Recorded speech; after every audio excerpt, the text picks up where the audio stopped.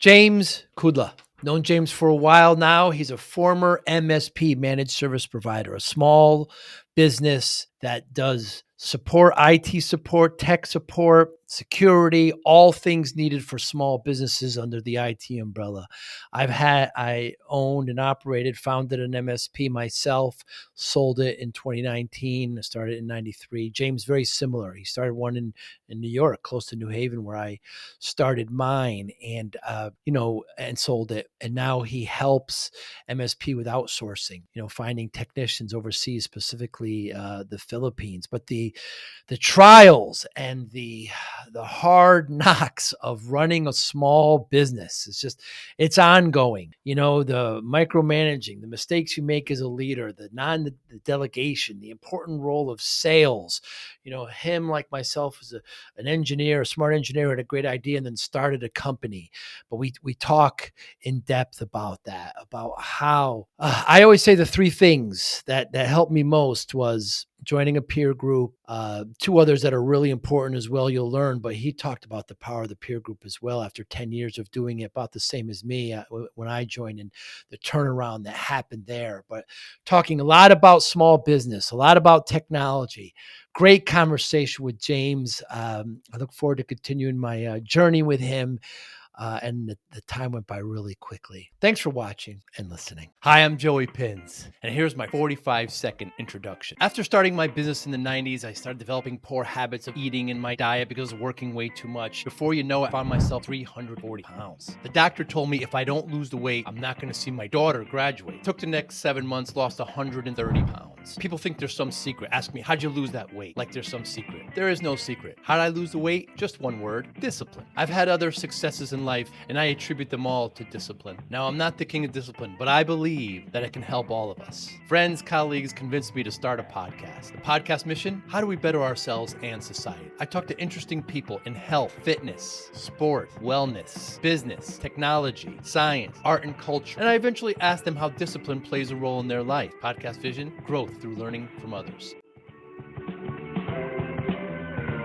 Excited to talk to you, James Kudla. Thank you so much for your time today. So what is it about boat racing? I know nothing about this. When I get on my friend's boat, I fall asleep. I'm the perfect friend. I bring the food, and I prepare a lot of food, and then the waves just rock me to sleep.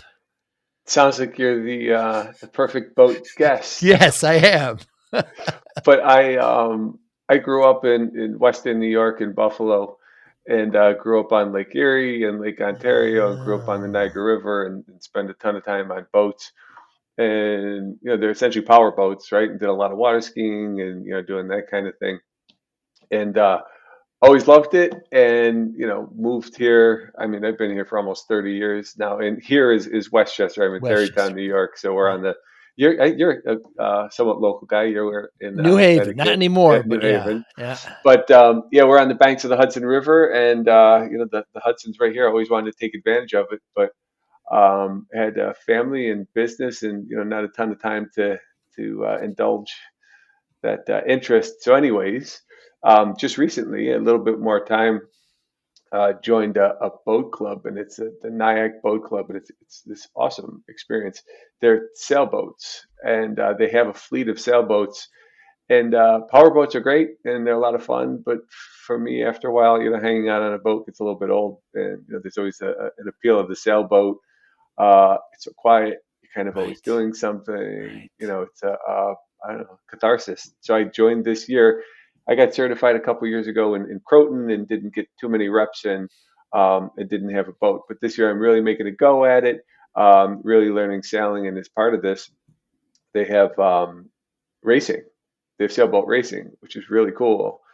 And I don't know if you've ever been a part of that, but No. You better know what you're doing. Really? They'll have a couple marks set up in the start boat and that sort of thing. And the boats, they go back and forth, and you have to stay behind the mark, right? And there's all kinds of flags and timers and that kind of thing. But when they hit go, you want to be in a position. Obviously, these boats aren't under any power other than wind, so you can't just sit there and start from a standstill. Right. So these boats are going back and forth, and the horn goes, and you want to be able to head, up or down or whichever way you're going to be going. But they get close. I was gonna I mean, say. like really close together. So your instinct better be automatic, like which way to turn the tiller and know the rules and that sort of thing. And there could be some problems. So far, I'm knocking wood. You can't see that, but I'm knocking wood. So far, we've avoided that, and it's been awesome. And in fact, I'm going this afternoon. I'm going to be out on the river. In this fast-paced MSP landscape, how do you stay ahead? Introducing MSPinfluencer.com, your ultimate hub for MSP news, insights, and community connection powered by Forza Dash. More than 75,000 MSPs subscribe to our MSP Influencer Pulse weekly newsletter, staying informed and ahead of industry trends. Tune in to emerging podcasts from Joey Pinz and leading MSP voices, offering essential tips, powerful insights, and success stories. Explore our multi-authored blogs, crafted specifically for MSP leaders, delivering fresh perspectives and actionable strategies. Celebrate excellence with the industry-leading Forza-MSP Influencer Awards, recognizing innovation, leadership, and impact in the MSP community. Join thousands of MSP professionals who trust MSPinfluencer.com to grow their business and expand their networks. MSPinfluencer.com, where today's MSP leaders connect, collaborate, and conquer, all powered by the Forza Dash platform, helping MSP vendors work effectively with MSPs and helping MSPs grow. I mean, sailing is centuries old, right? I mean, as long as we've learned how to sail, be on the water, travel on the water, sailing has been there. So I would think there's just so much tradition and maturity there. Yeah, there really is. There's terms for everything, that's for sure. Mm. And it's funny, the director of sailing is from she's from the States, but her family is from Ireland, so she spent summers in Ireland and learned to sail in Ireland, which she said is wonderful but somewhat miserable experience compared to here because it's cold and rainy. And anyways, the point being that the terms that she learned in Ireland are different than the terms in the United States. Really? So yeah. So there's terms for all parts of the boats and direction of sail and that sort of thing. And yeah, you got to get to know them. It's a whole other vocabulary, and you learn into it. And like you said, ton of tradition. They have regattas that have been going on in this. My boat club is I think it's been there for 100 years. Wow. So that's pretty cool. And technology has also played a big role in advancing sailing. I mean, there's guys there that don't look that much older than me, although maybe I'm kidding myself. Maybe I'm older than I look, but they used to use those, what do they call them, Loran systems and, for navigation. Now it's an app, right? I'm not sailing across the Atlantic. We're talking about sailing on the Hudson and, courses into the Sound and, Block Island. But you can do it with a cell phone at this point, even with radios. I mean, that you don't even need to get a cell phone. You still have a radio, but yeah, tons of changes. That's for sure. So I'm an aviator, James. So, I got my private pilot license, although I've let it lapse now, and they just stole from, from sailing, right? It was brand new. It's only, it's less than 100 years old or something around there. So it just took all those terms and everything from sailing. So, and it's pretty much started here in the States. I don't know how different it is over there, but still, when you're racing, let's go to power boats now. When you're racing, are you idle at a start and then you all go off and it's timed and I see crew, but that's very different too. How does actual racing work with powered boats? So I don't do powered boats. You never did? No, it's strictly sailboats. I never did. So I never really, I mean, I'm fairly new to sailing. I was on power boats, but it was just, leisurely, weekend, recreational kind of thing, right? I see. And then really getting into sailing, and then PS, this other aspect to it is sailboat racing, which is really cool. There's so much to know. Yeah, it's pretty cool.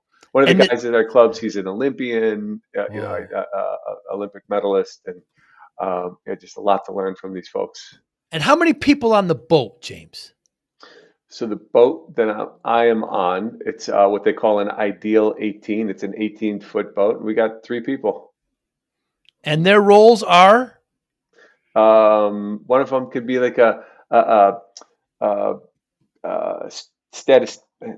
strategy. The guy that's coming up with the strategy in terms of which way is the wind coming from, and head Oh, this way. We got to make our mark up here, and you're also dealing with something different in the Hudson because you have tide. There's current and tide. I don't know if you know that I in the didn't know Hudson that. River, but yeah, it's obviously its proximity to the ocean is right there, so it follows a tide. I mean, the river runs both ways Interesting. in the Hudson. So when you're sailing, you have to be aware of these things. So in terms of the roles, you need somebody that can take all this into account and kind of figure out which way you're going to go.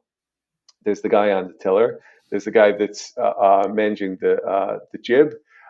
Certainly in a more advanced sailing, you have to pull out a spinnaker. I don't know if you know what that is, but I don't know what a jib or a spinnaker is. so there's a mainsail on the boat. You know what that is? That's this one, right? A big triangle. Yeah. Exactly. And then in the front of the boat, they call it a jib. So that's the front of the boat. It's a smaller sail, and you got to trim it and move it and that sort of thing. Whoa. And then when you're sailing with the wind, you can use something that's called a spinnaker. So, and now that I've said it, you're going to know what I'm talking about. Those are they almost look balloon-like, and they typically hang off of the front of the boat. Anyway, they will hang Interesting. off of the front, or the kind of the side of the boat, and they catch the wind, so it will catch that wind. But when you're Like a sailing, parachute? yeah, yeah, they're essentially a big parachute, right? And it helps catch the wind. So, and you can go faster when you're sailing with the wind. You don't use a Hmm. spinnaker when you're Hmm. sailing into the wind; it doesn't work. So, as you're making these marks and you're turning up and downward, windward, leeward direction of the wind, you're either pulling out the spinnaker or not. So you need a crew to do that, and Hmm. it's exciting. And I believe me, it's humbling. But the club is really cool. Everyone's really nice. Um, not that long ago they were beginners, and the thing that's cool about it too is they're really competitive. So Hmm. we're all there to have fun. Got it. But we're there to win. So it's been a lot of fun. And how does technology play a role on your cell phone? What's it doing to help that? Help you? So, well, for example, for the wind speed, the direction that you're Ah, sailing, tide. Obviously, you could track all this on your phone. And then I guess what I was really referring to is, and I haven't done this yet, but if you were really going to chart a course, right, you were going to get out of, where you could see to the other side of the river and, a couple points north and south. If you were to really travel somewhere, I mean, they will give you oh, real coordinates, GPS. real GPS, right? Exactly, real Ah, navigation. So, and then talking to guys, I was just talking to a guy this weekend, and I think he said that it was the RAN system, and he was a pretty technical guy. We were on race patrol this weekend, and if you're on race patrol, you learn a lot, but it's not overly exciting. You're kind of sitting in the boat, so you get a lot of time to talk to the folks that you're with. hmm. So the guy that I was talking to has been in boating, and he had a power boat, and he used to have a Loran, and he was a pretty technical guy. And he goes, so I learned this stuff.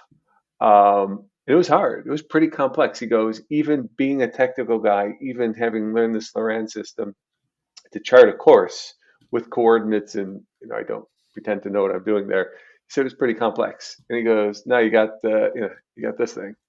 Just plug it in, and probably simplifying it, but has made a Amazing. big difference. That's So for sure. sailboats would have computer systems like on them in the past before cell phones? Well, I think it's called the Loran system. Did you ever see those? Ah, If you're in boating at all, I mean, it was almost looks like a beacon on the boat, and I I see. suspect it was satellite. I don't know that for sure, but I think it was probably satellite, and you would Huh. pick up the coordinates. But the screens were probably monochrome, you know, grid with dots. Right. Maybe it beeps a little bit, and you can see, you know, I.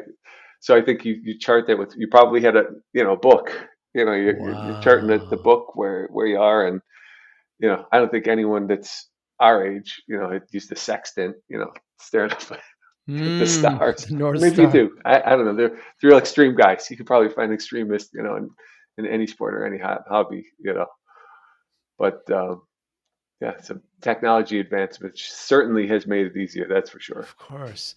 So you had a managed service provider, an MSP business for 20 years, James, and being a small business owners, I could see lots of parallels with sailing and being a small business owner. Yeah, without question. And just to go back a little bit further, I'm a mechanical engineer, so I'm a That's degreed right. mechanical engineer. I have a Yeah. BS in mechanical engineering, and I worked for early on in my career. I worked for General Motors. It was a really great role, and I was really young, and I had a ton of responsibility. I was given a lot of opportunity there, Wow. and I designed with a team, but it was not a big team. I designed HVAC systems for. At first, it was a Cadillac luxury car division. So the cars we were working on at the time were like um, 1997 Eldorados, and Whoa. yeah, it was Cadillac luxury car division. We worked on the old Aurora. We used to go on these, development trips and wind tunnels and thermocouples and fan speeds and all this stuff, and that was great. Take these road trips across the country and monitor all this stuff for heat and air conditioning and that sort of thing. But then I was given an opportunity to work on GM's first electric car, which was the EV1, Hmm. um, and that was late '90s, and I played a pretty significant role in that in terms of Wow. designing the HVAC system for that. And then they had a conversion. It was a Chevy S10 truck. So it was like a steel truck that they converted to an electric vehicle. And I almost had a patent on that one. We had a system that cooled both the batteries and the cabin. So it was a unique design. Used the same system and it had switching valve and that sort of thing. But the reason I'm sharing this with you is, I've been technical my whole life, right? I always knew that I wanted to do something technical, and it started with engineering. And um, getting into technology was, again, this was the late '90s. We were still trying to figure out, what's networking, and do you go the Novell route or you go the Mm, Windows NT route? mm, And mm. it was just starting, right? So um, my first interview was funny. It was with a guy I still keep in touch with today and still runs a successful MSP in New York City. But I sat my friend from college went to college for programming, and he was working for this company called Bit by Bit there in the city. And I was living in Buffalo at the time, but looking to move to New York City. And my friend got me an interview with Bruce, the owner of Bit by Bit. And I sat across the table from Bruce. I go, Bruce, I don't know anything about computers. I really don't. And he goes, that's all right. You seem like a sharp guy, and you got a degree in engineering. You're Jim's friend, and we've had good luck with guys like you. I'm like, okay, great. So started there, and I was like fish and water with it. It Wow. was yeah, it was great. So I mean, computers in a lot of industry is really how do you find a problem? How do you analyze a problem? How do you Right. isolate it? How do you apply a solution? How do you document it and do it better moving forward? Right. So I mean, it's just that engineering process that applies itself very well to computers. And I worked in the city, New York City, for this guy for 3 years.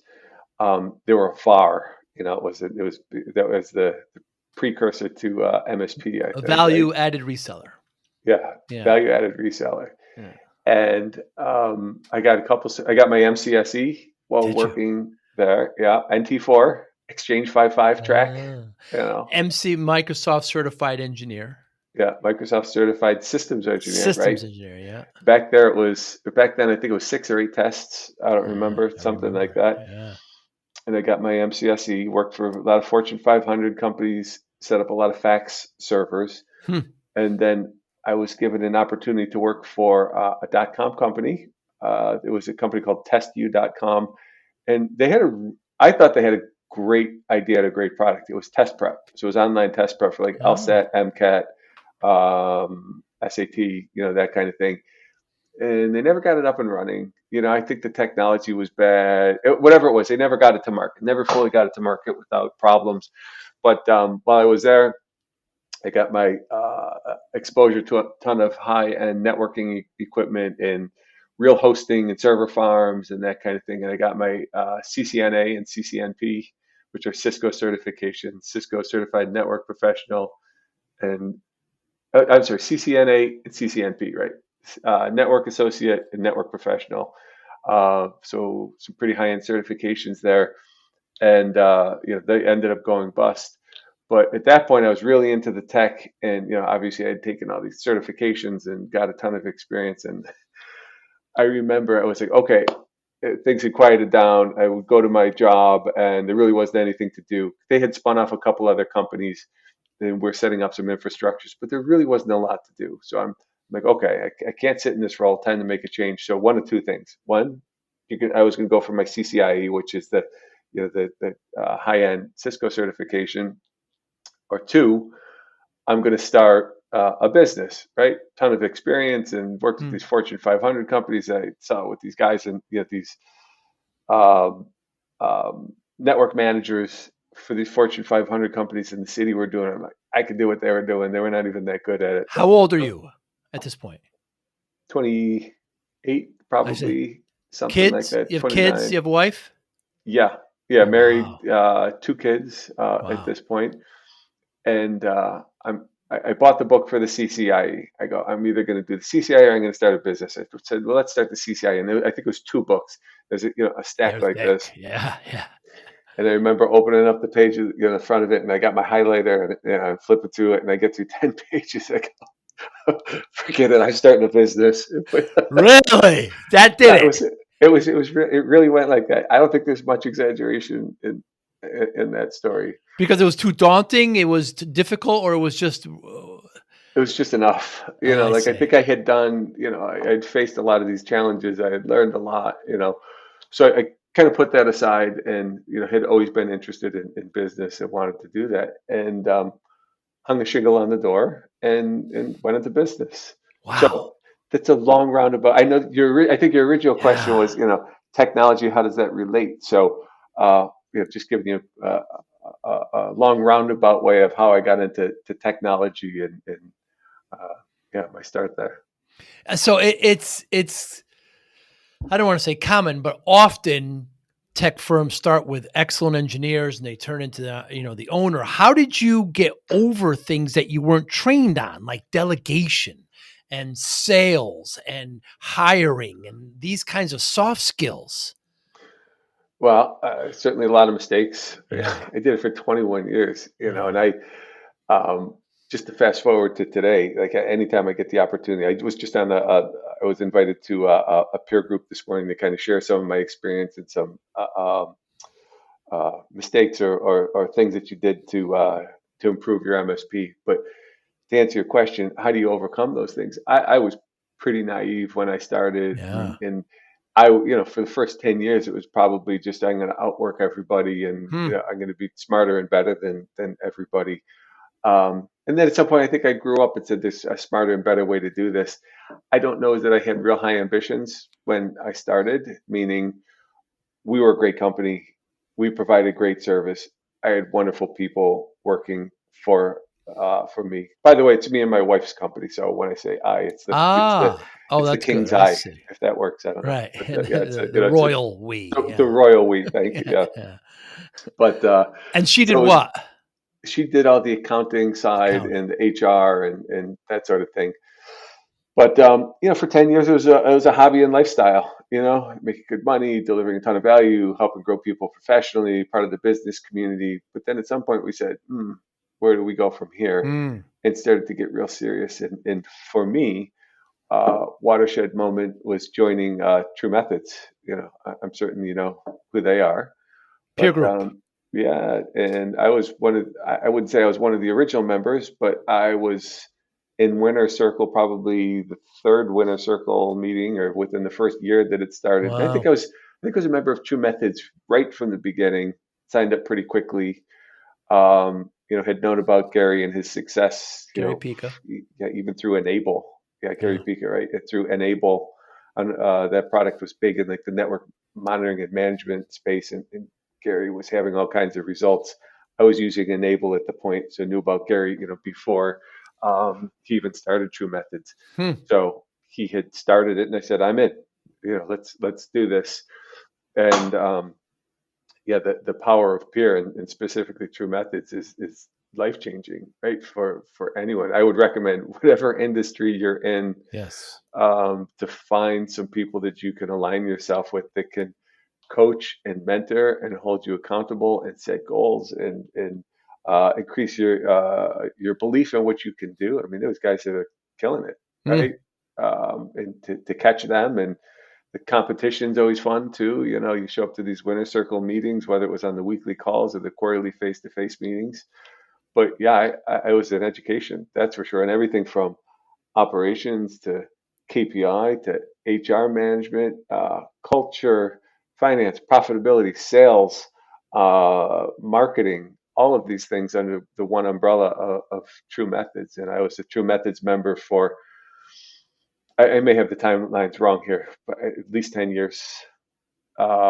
Religiously went to the meetings and face to face, and it's yeah, game changing for me, that's for sure.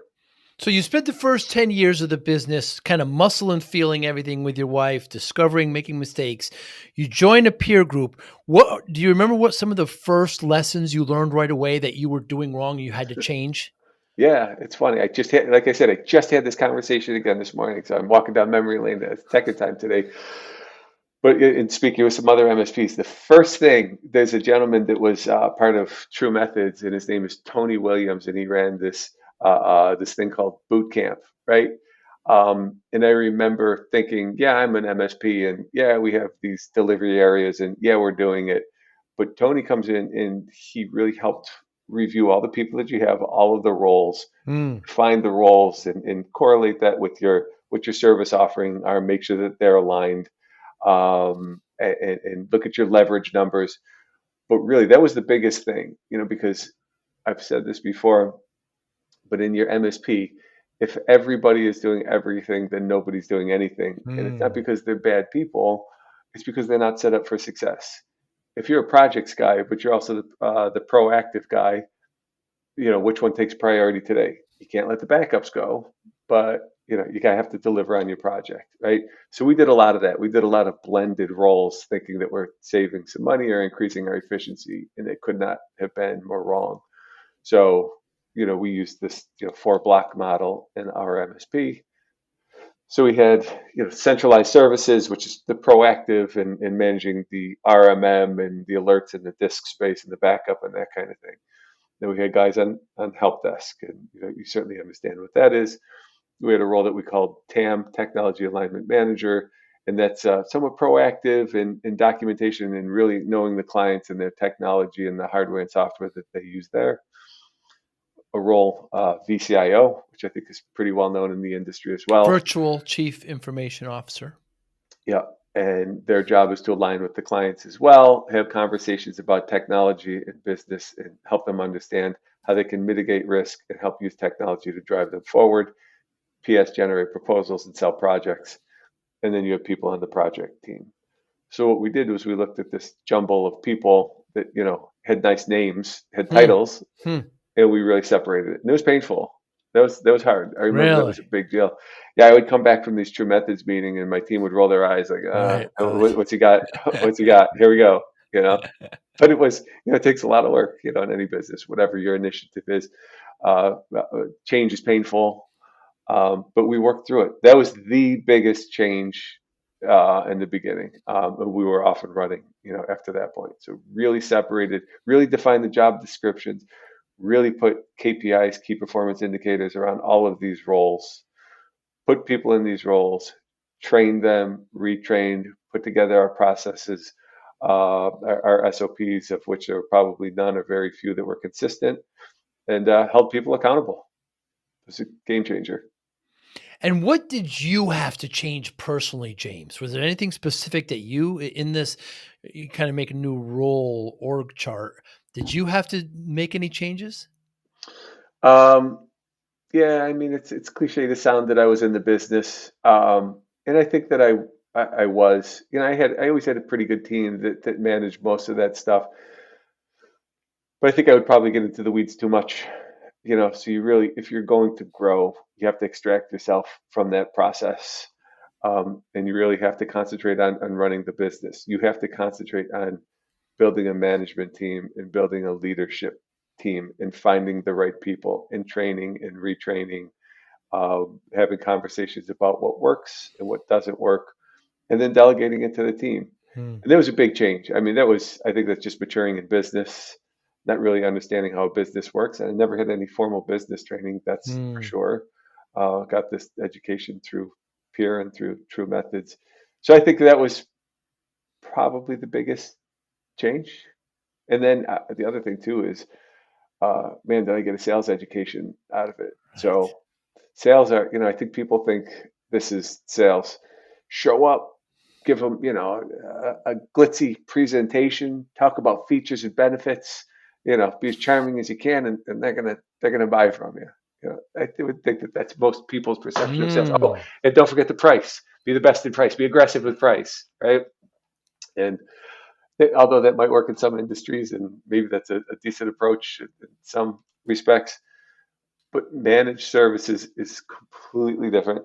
Selling a product and selling a service are two completely different Right. things, especially a service that is core to what a business does. It's an emotional decision. It is a relationship that is so critical to the business. It affects every single person in their business and all their clients.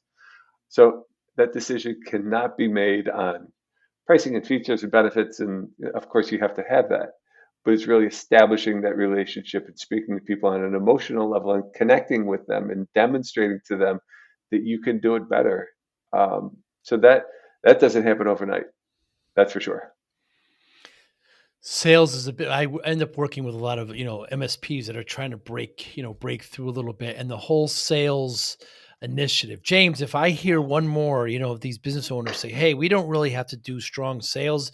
Our service is so good they should just buy from us," or sales has kind of a dirty connotation to it because you're trying to coerce people into buying things they don't want to buy. We've really got to break free from those. And like you just said right there, you're not selling features, you're selling value. Big difference, big shift. I have to tell you a funny story. So this was there was a couple different groups of winner circle companies that I was aligned with. And this is the first one. So I was still pretty new on, and there was this guy, Tim, that was in my group, and he was great. And he was certainly more mature in a business sense, and had a more sophisticated business. So a lot of what we do is we review our sales process and the deals and the conversations that we had, and how did you present yourself, and it's sales role play, and obviously postmortem on these calls, right? So I would show up and I would say, yes, it was great. I feel really good about this one. They loved me. We're wowed by my features and pricing and all of this stuff. And as you have to ask the questions that make people a little bit uncomfortable in a sales process, and that's how you're going to break through and really get a commitment from them. Mm, So you have to mm. ask questions that so how's it going to be when you break up with your existing MSP, and do you really think that they're the guys, and rather than, maybe that's not the perfect example, but you have to have tough conversations. It can almost get awkward, right? Mm. Before you can move on, you can start really explaining who you are. So, anyways, I used to go in and rose-colored glasses. This is great. This one's going to be different. They really love me. And he stopped me in the meeting and he goes, Jamie, stop having great effing meetings. Ah. It was like really a watershed moment. And I was like, okay, light went on. I'm like, all right, Tim, you're right. I got to get in there a little bit. We really have to have conversations about what this is going to mean to you and your business.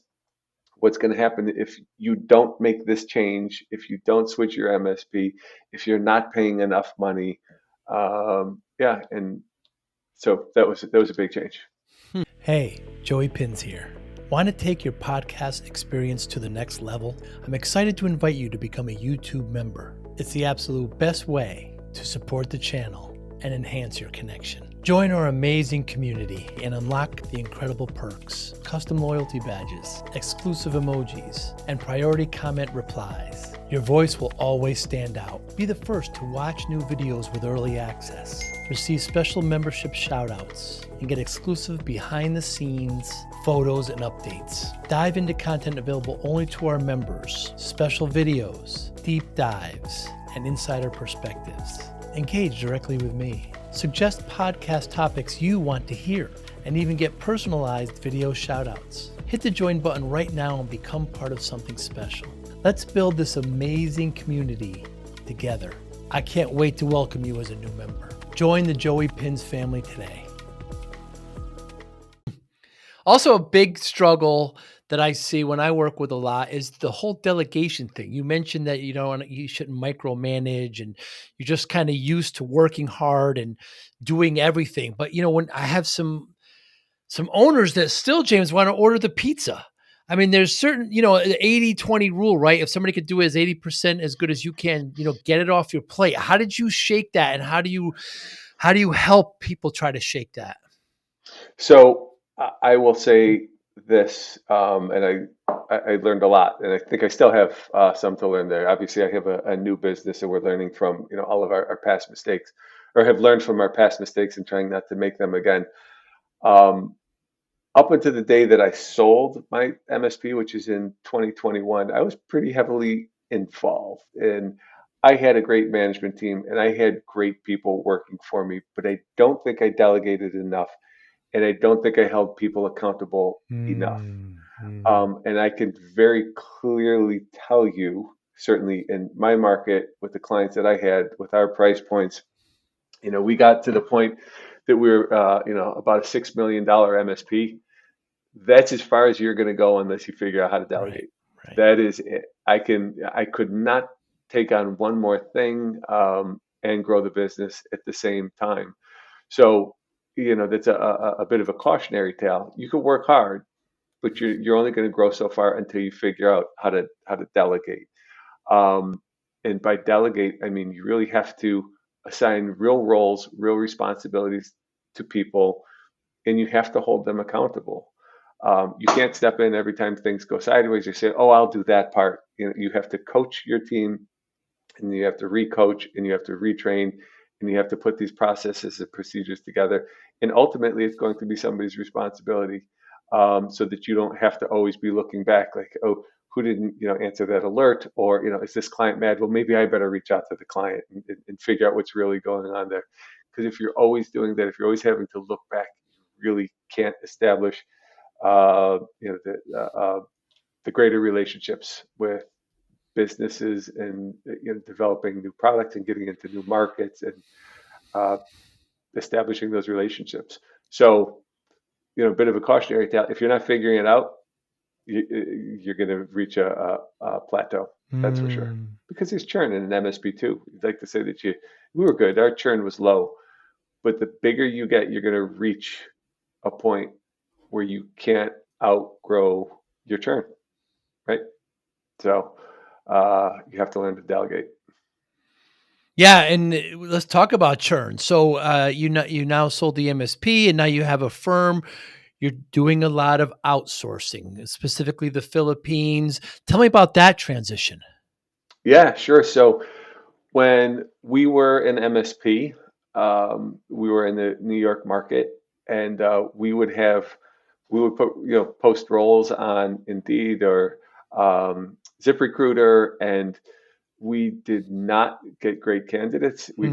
didn't get a ton of candidates. We didn't get and even if we did get candidates, they were a lot of times they weren't highly qualified.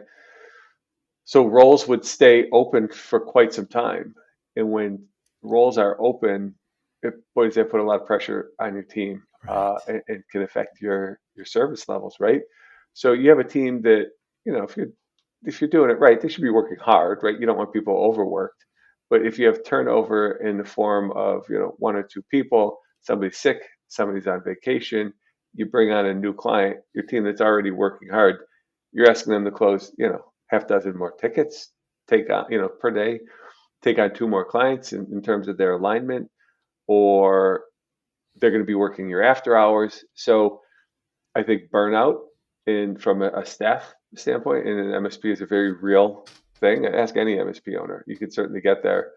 Um, so when we would post these positions, and we wouldn't have somebody that would apply qualified, or enough people that would apply, um, yeah, it would put a bunch of pressure on your team, and service levels would drop, and it's very stressful, and that's not a good way to run your business. And then on top of that, it doesn't always have to be reactive. From a proactive standpoint, there are things that we wanted to do better. Even if you have guys on call, you can't be fully effective if you're asking somebody to work the 3 to 11 shift Mm. on top of their day, or switching their shift or whatever.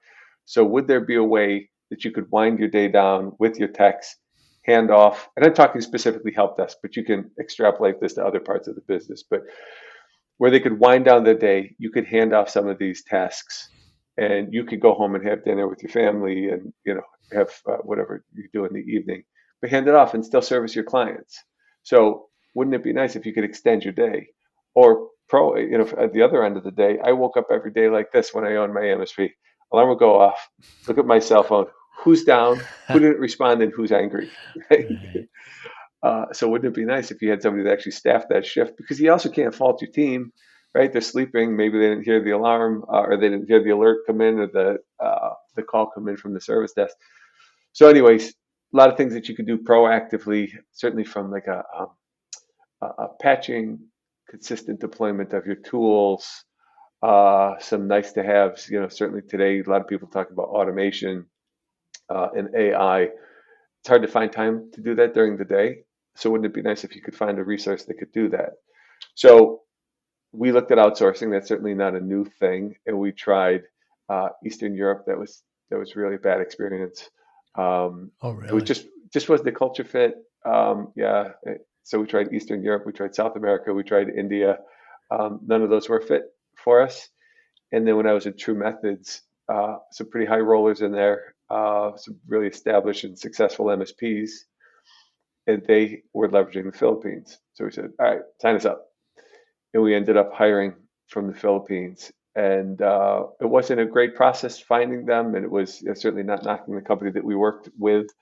But I think we were small fish in a big pond. Maybe we didn't get the best resumes. Maybe we weren't got the most attention.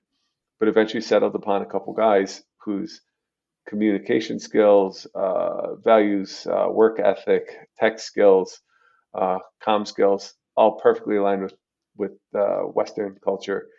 And I think part of it is, if we were having this conversation 10 years ago, I think there would have been a wider gap. Hmm. But social media, TikTok, YouTube, streaming services, uh, borderless solutions are a real thing now, right? There's less of a Sure. difference between our cultures now. So, anyways, they plugged into our MSP. It was a home run. So we did those things that I was talking about: early shift, after shift, proactive, and it was a home run. It was great. Fit with our team. They were just part of our team. And then, like I said, we sold our MSP in 2021. They kept those resources on, and then they expanded. So there was other acquisitions that happened before and after. They bought my company, which was Terry Tech. And this outsource component is a real fit in terms of the MSP for those reasons that I mentioned. And I got out of the MSP game early last year, and had already been thinking about how can we still stay in the MSP game but do something tangential, and realizing that this challenge, everything that I just described there as far as challenges for MSPs, has not gone away. Hmm. If prices are going up, talent is scarce, uh, insurance costs and headhunter fees and tools cost and cybersecurity insurance, all your costs are going up. So wouldn't it be nice if you could find highly qualified, talented uh, individuals that are cost effective at rates that are up to 70% that could solve these problems in your MSP? And I have that answer. It's our staffing company. So we are a staffing company specifically for MSPs. So yeah, wanted to stay. MSP community has been so good to me and to my wife, and has been part of our life for 20 plus years, and really enjoy business, really enjoy the MSP community. So how can we do this without being an MSP? Um, because we did that, right? It was time to do something different, and Kalutasan was the answer. That staffing company. So you've gone from, being a small business owner, managed service provider, to actually becoming a vendor to the MSP. Some would say the dark side, right? So how does a vendor become a great partner for an MSP or small businesses? So I think, specifically what we're doing. Like I have conversations with MSPs. So there's one woman in particular. This was maybe a month ago. She was from Texas, and I was speaking with this woman. And somehow the conversation went through, I know your problems. Uh, I said, let me describe what's going on in your business. I said, you wake up, you look at your phone, you're seeing who's down. Your techs are burning out. You have open roles. Your costs are rising. You can't handle your after hours. Or people are complaining about your after hours. And I'm listing, those are just a few of the reasons. And the woman stopped me and she goes, "Oh my gosh, it's like you know everything about my It's business." I pain. go, Yeah. "I do." I go, "I don't want to presume that I know you and your business, and every business is a little bit different."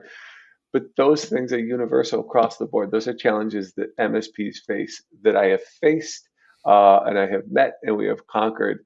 So I have, real experience, and I could speak to your level with, and I know what you're dealing with, and we've found the solution to that. So to answer your question, how does a vendor become a good partner?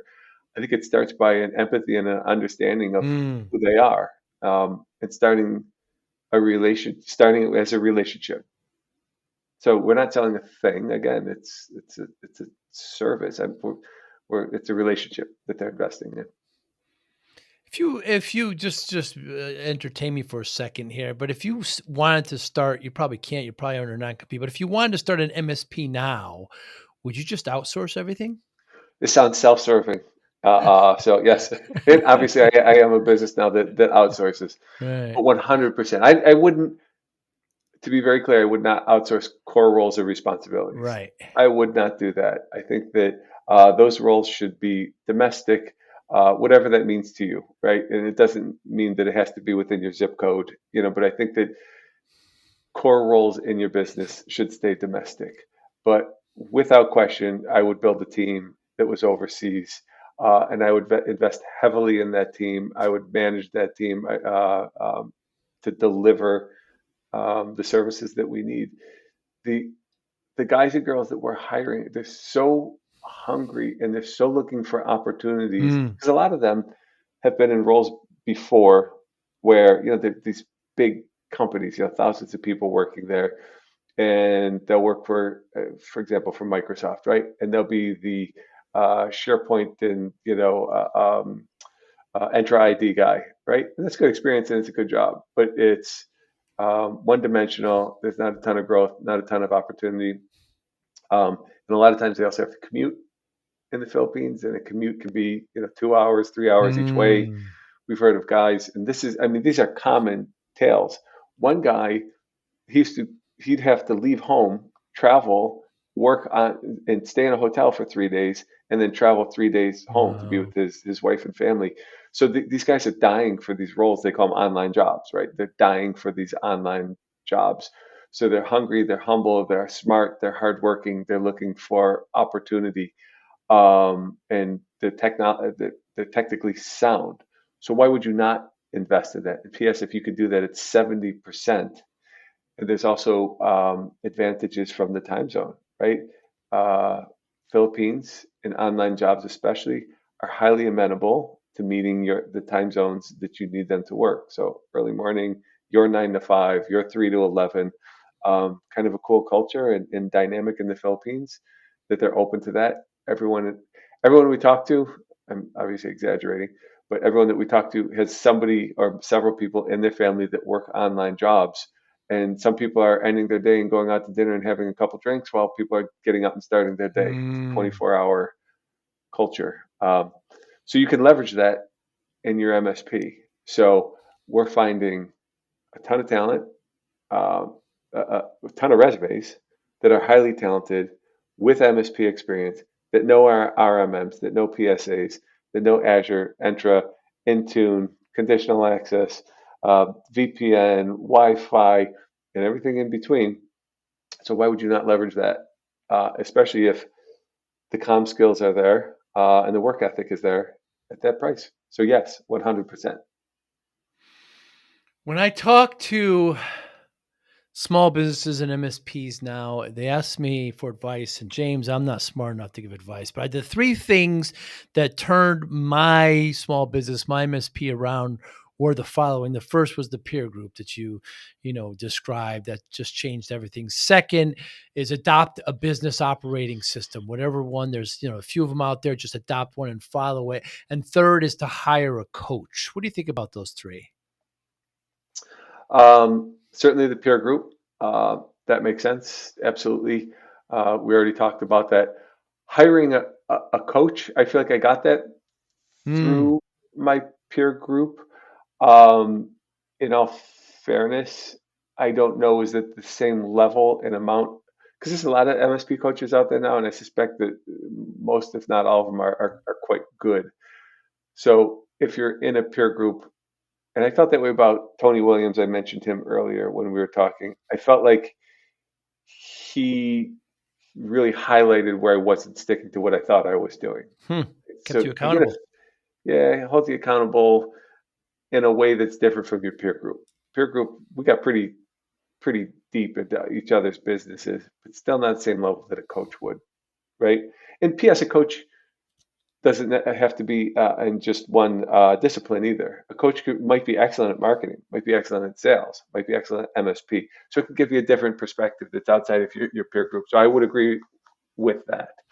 And in terms of an operating system like EOS or one of those, I think that the tenets of running a good business are there across whatever operating system you pick.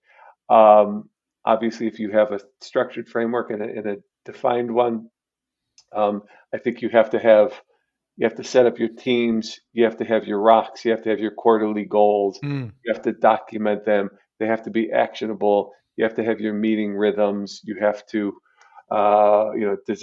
define your 1 year goal, your 5 year goal, your BHAG, whatever it would be. So um, I think part of it would depend on your level of discipline. And again, if you're getting that from your peer group, but yeah, I mean, obviously those frameworks are incredibly successful and exist for a reason. So it has to exist at some level or other in your business. And if you wanted to sign up for one, yeah, it would be have a huge impact. Otherwise, you got to do it on your own, right? Hmm. What are you would actually, because I don't think you can shortcut the practices, best practices that you get from those operating systems. Hmm. Has there been anything, James, in the last month, couple of months that you changed your mind on? Yeah. Um, so recognizing that there's a gap in talent for MSPs and all the roles that we just described, Hmm. recognize that there is a broader market, I should say, in regards to the virtual assistant space. So a virtual assistant could be somebody that can help you with your inside sales, biz dev, marketing fulfillment, data entry, contract prep and follow up, reception, appointment setting and follow up, any type of admin tasks. And it's funny in speaking with people, and it was kind of cool. I joined my local chamber of commerce again, and I have been having conversations with those folks. I feel is that people have been outsourcing for a long time, and whatever your opinion is on it, I feel like the opinions on it are changing, and I think that people are starting to see more and more the advantages. And I, I think that the outsourcing options and the state of outsourcing right now is different than it was 10 years ago. And people are looking to see, oh my gosh, such incredible talent, creating so many opportunities for people, bringing so much value to my business for these, rates that are incredible, Hmm. due to the lower cost of living and wherever you're outsourcing from. Um, so yeah, trying to bring that message to other businesses. So if, in terms of things that have changed, yeah, it's not just focus on the MSP space, which is, our primary focus, and certainly near and dear to my heart. But yeah, there's other opportunities out there in other industries. Um, Look, I believe that every business should have a outsource component. Start with one, see how it works. Even in our own business now, our Kalutasan, our company, we have a woman. Well, we have some salespeople and a woman who's a recruiter who's also taken on additional roles in regards to helping us with the operations and HR management. Amazing. She's absolutely incredible. And again, it comes down to a huge advantage is the pay scale. I think everyone should try it. Every business could stand to outsource a component of their business. So that's changed. Hmm. So I started my MSP not far from you back in the 90s there in New Haven.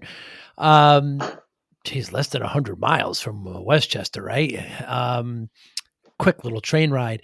And I was working way too hard like yourself, doing everything myself and not delegating 14, 16-hour days. And I think about it now. You know, let's a pizza in New Haven, and drinking soda, and so I'm in front of the doctor, and she tells me I'm at 340 pounds. I had gained all this weight, and 46-inch waist, by the way, 32-inch now, and she says to me, if you don't lose this weight, you're not going to see your daughter graduate. So my daughter was born, scared the hell out of me, James, and so driving home, punching the steering wheel, all pissed off. This is my pie hole. I did this. I'm gonna get myself out of it. I can abuse myself all I want, but I have this family now, and I can't do that anymore. So the next 6, 7 months, lost about 120 pounds, kept it off. Don't believe in How much did you lose in how much time? about 6, 7 months, 120 pounds. That's insane. Yeah, Wow, congrats. yeah. That's amazing. So it's just like lifelong changes. It's not a temporary diet. It's not, you can't look at it as like crossing a finishing line, because then you go back to the way you were. It's lifelong changes. So when I tell people this, they always look at me and they say, what's your secret? What'd you do? And there's no secret, James. Discipline. That's how, and motivation, routine, willpower, all under the motivation spectrum, I believe. How does discipline roll? What's the role of discipline in your life, James? I think I've always been pretty good with discipline. I don't think I've really struggled with it. And in fact, in my True Methods group, they used to call me La Machina. Really? 'Cause because I always used to come in with deals, right? Always, every quarter I would come in with deals, whether it was 8,000 or 15,000, I would come in with new MRR every Wow. quarter, and a lot of that comes down to just kind of holding yourself accountable, and it's not always fun, and it's not always exciting, and in fact, most times it's not fun and exciting, to hold yourself accountable, and it can be a bit of a struggle, but you have to do these things, and I guess I've been pretty fortunate in terms that I've lived a pretty balanced life, I think, and especially like those first 10 years that we were in business, and granted, my business suffered a little bit because of it, because they didn't focus enough on the business or learning business. Because knowing what I know now, go back to when I was 30 and do this thing. Yeah, I like to believe you could conquer the world in 5 years. You probably could, right? Having learned those lessons. Um, but I think, to your question about discipline, I think part of discipline also comes balance, right? Hmm. So I think I was good at balancing uh, time with my family, time with the business, um, yeah, and just kind of was always able to make it work. Um, and even more so now, right? So now I don't have to work as hard. That we sold the MSP, and we're building another business, and it's still hard, and still kind of forget how hard it is to build a business, right? Hmm. How challenging, I should Hmm. say, Hmm. it is to build a business. But I read a book, talk about fitness. Um, Same thing. Towards the end of my MSP tenure, I was not healthy. I don't think I had the same weight challenges that you had, but eating and drinking and stress was not good. Hmm. And that was one Hmm. of the determining factors to sell the business, right? It was like, this is not a healthy lifestyle. You can double down, you can invest, you can turn your business around and get it to the $10 million mark. But a lot of things have to happen right, and it's going to take a ton of gas in the tank. And I'm like, I don't have that gas. I'm not doing right by my team or my clients if I do that, and certainly not by my health. It's not going to be good. So, someone made there was a factor in our decision to sell our MSP. But that said, I'm 54 years old, and I was 51 at the time. And I read a book by, you know who Dr. Peter Attia I know the is? name. So, and I'm drawing a blank on the name of his book. I think it's called Longevity. And he talks about how you can live healthy, and not just how, but and it's real heavy material in the book, and it talks about these are the things he calls them. It's like the four or five horsemen of the apocalypse, so to speak. And these are one of these five things is ultimately we all die, right? Ultimately, one of these things is going to be the ones that comes to get you. And in great detail, he went into the biology behind it, and he went through all of these, and then he said how you can turn that around and how you can focus on these things. So it's about living your life in a way that you can have a health span. So you want to stay healthy, through whatever age you pass, and hopefully it's when you're 100 years old. But he said a lot of people they spend the last 10, 15 years, whatever it is, with debilitating injuries or diabetes or mobility issues or whatever it is. So me and my wife, we made a commitment. We're not going to do that. Like we're not going to be in a steady state of decline. And if we're going to sell this business, the number one thing that we're going to focus on always family, right? We have 3 kids. Family is always going to come first. But number two, we got to focus on our health and well-being. So if we're going to be doing this, and we're going to be afforded this time, and we're going to start another business, let's not fall into working these 60 hours a week and go go go go go, which is how we're Mm. wired, and we're from the Northeast, and that's kind of how it goes up here. We're not going to do that. So we made a very conscious effort that we do that and we stick to it. And, we follow health regimen, diet and exercise, and it all started from that book by Peter Attia. It was a really good message. He's got a podcast, and you can follow him. He's always got some great tips and you know KPIs. It's actually KPI driven, right? He's Mm. got KPIs and benchmarks of where you should be, according to age, and uh, you know we're all getting older, so you will lose muscle mass.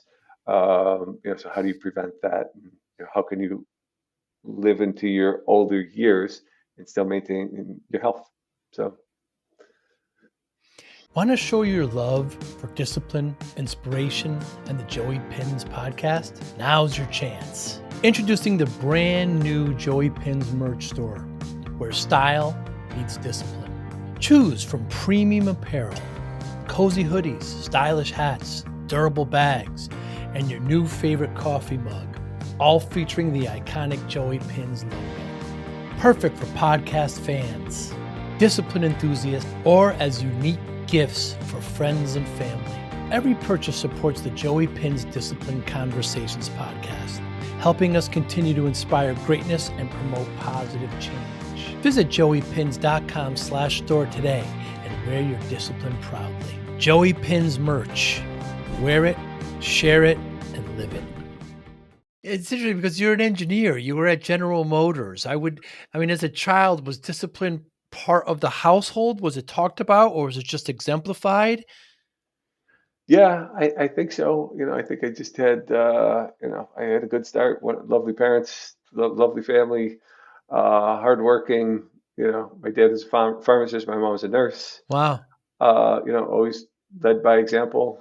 Yeah, just hardworking, great people, uh, disciplined, and my family too. Very fortunate to be exposed to other business owners. A couple uncles had businesses, and it seemed like they lived a pretty balanced life with options.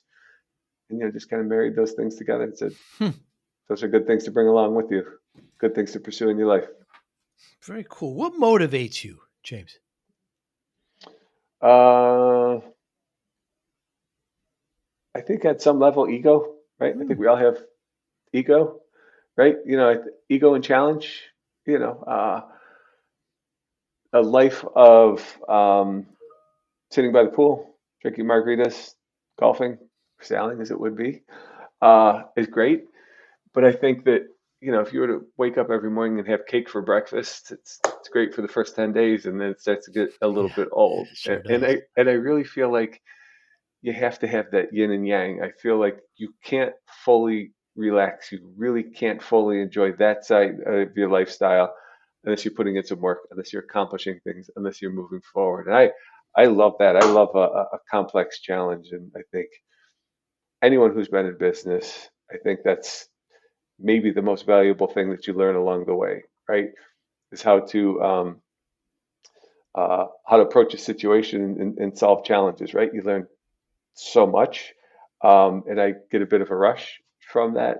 I like to do that. I like to, accomplish new things and see how far I could go and competition. And then, I guess when I say ego, it's my own ego by definition, I guess. But you want to know that you could do it, right? That you accomplished it.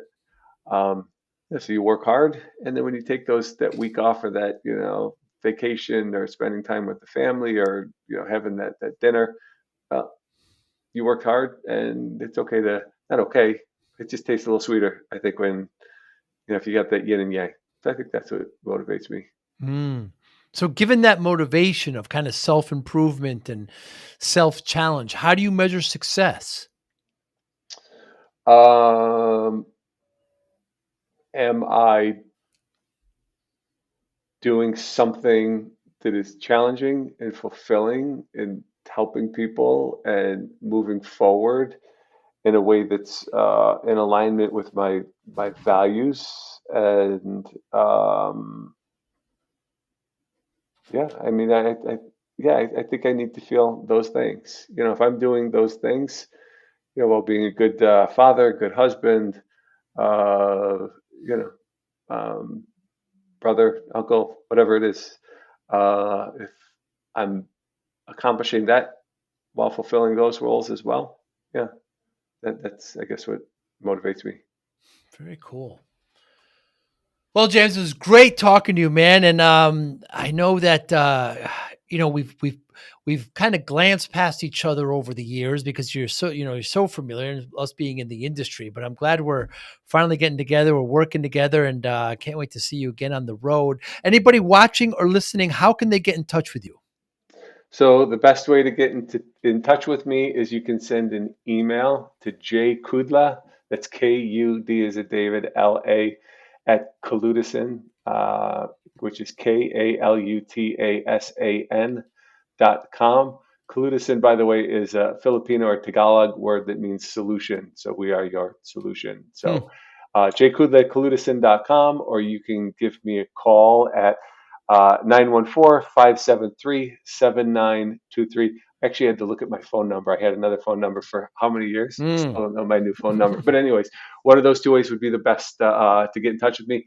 I'm always on LinkedIn too. Please connect with me on LinkedIn. I like to expand my network, and it seems like it's increasingly becoming a way that people It is. communicate, It right? is. Yeah. And you're at James Kudla there. We'll make sure to put that in the show notes. James, I'll talk to you soon. Thank you so much for your time today. Yeah, likewise. It's been a real pleasure to be on your podcast. Thank you for having me as a guest. Have a great weekend. Be well. Talk to you soon. Take care. Bye bye. Thank you for listening and or viewing Joey Pinz Discipline Conversations. Please share this episode with one or two of your friends who you think may benefit from the episode. Our website, www.joeypins.com. There you'll find lots of resources and you could join our mailing list. Please follow us on all our social media, Instagram, Twitter, and Facebook. Podcast information, the video version of our podcast is on YouTube. Please subscribe. Audio is on all major podcasting platforms. Please follow them. And if you like it, please consider giving 5-star rating. Would really appreciate that. Thank you again for listening or watching Joey Pin's Discipline Conversations.